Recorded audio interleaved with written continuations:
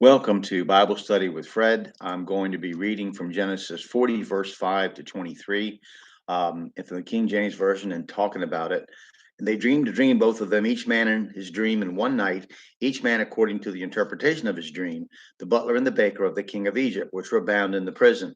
And Joseph came in unto them in the morning and looked upon them, and behold, they were very sad. And he asked Pharaoh's officers that were with him in the ward of his Lord's house, saying, Wherefore look ye so sadly today? And they said unto him, We have dreamed a dream, and there is no interpreter of it. And Joseph said unto them, Do not interpretations belong to God? Tell me them, I pray you. And the chief butler told his dream to Joseph, and said to him, In my dream, behold, a vine was before me, and in the vine were three branches, and it was as though it budded, and her blossoms shot forth, and the clusters thereof brought forth ripe grapes. And the Pharaoh's cup was in my hand, and I took the grapes and pressed them into Pharaoh's cup. And I gave the cup into Pharaoh's hand. And Joseph said unto him, This is the interpretation of it.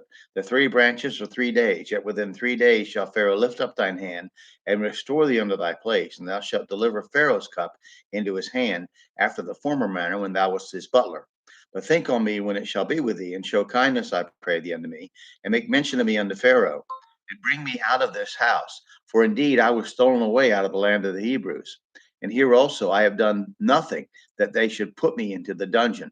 When the chief baker saw that the interpretation was good, he said unto Joseph, I also was in my dream, and behold, I had three white baskets on my head, and in the uppermost basket there was all manner of baked meats for Pharaoh, and the birds did eat them out of the basket upon my head. And Joseph answered and said, This is the interpretation thereof. The three baskets are 3 days, yet within 3 days shall Pharaoh lift up thine head from off thee, and shall hang thee on a tree, and the birds shall eat thy flesh from off thee.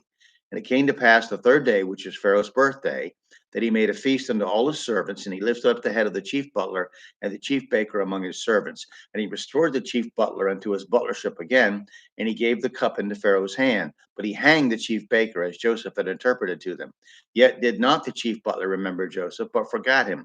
Isn't it odd how both chapters 39 and 40 have 23 verses? The baker and the butler both are given a dream. Each one had their own dream. The dreams grieved them and confused them. Joseph, being an astute observer, wanted to know why they were so downcast. They told Joseph it was because they dreamed a dream, or they dreamed dreams that they did not understand. Joseph acknowledged that all interpretations of dreams belong to God and offered to help.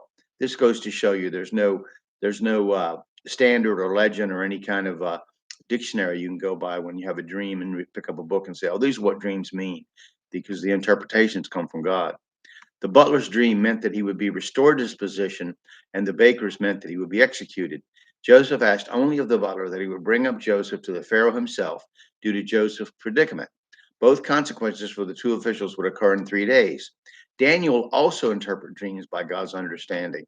3 days is a very significant in that it is very significant in that it represents 3 days when mankind's fate is settled, either the resurrection in glory or an eternity of agony.